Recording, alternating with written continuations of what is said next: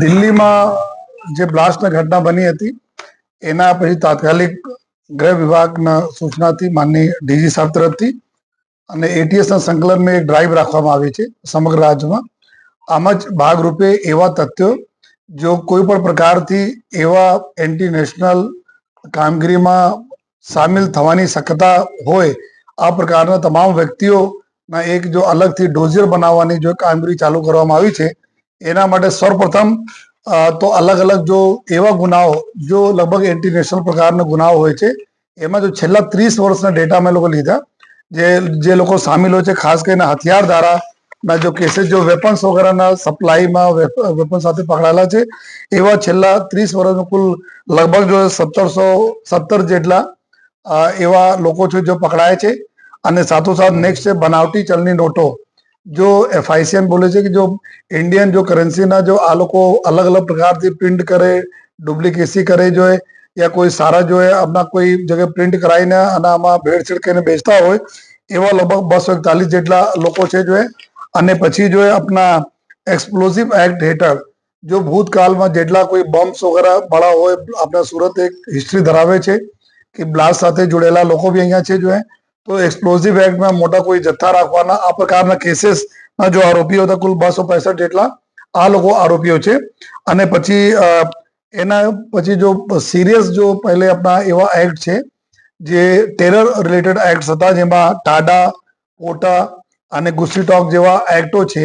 આ એક્ટમાં જેટલા લોકો પકડાયેલા છે આ લોકોનો જો એક માહિતી જોઈએ જેમાં કુલ 233 જેટલા લોકો આવે.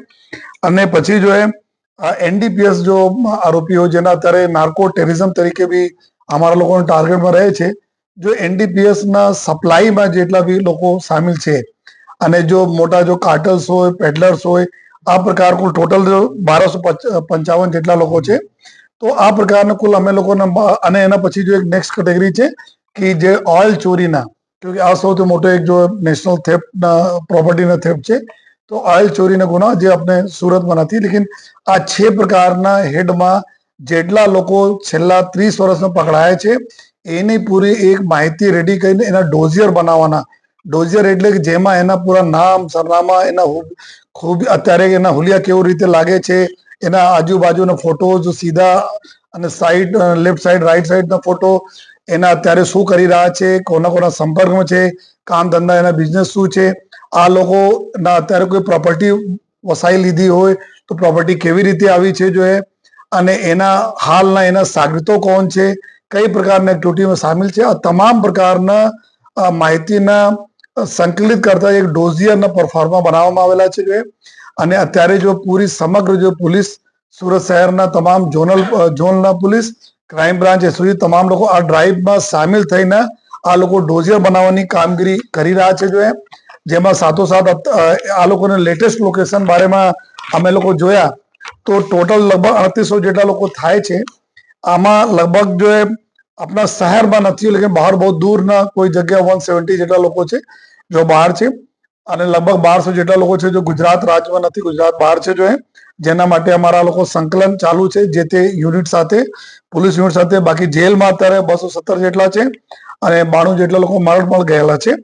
અને તો આ બધાના અગર અમે કાઢીએ તો કરીબ 2400 લોકોના ડેટા અમે મળે છે, જેના એકદમ જો અમારા સૌથી વધારે આ લોકો જો ટાર્ગેટમાં છે.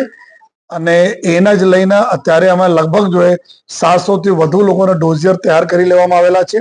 અમારી પાસે 2 દિવસનો ટાઈમ છે જો 100 કલાકમાં જો 2 દિવસમાં પૂરા 100% અમે લોકો કાર્યવાહી કરી દેવાના છીએ, જેમાં ખૂબ સરસ રીતે ડોઝિયર અને આ જેટલી અમે આપણે માહિતી બતાવી એના જ પછી જો ચેકિંગના કાર્યવાહી એના ઉપર જો એક્શનેબલ કાર્યવાહી કરવામાં આવશે.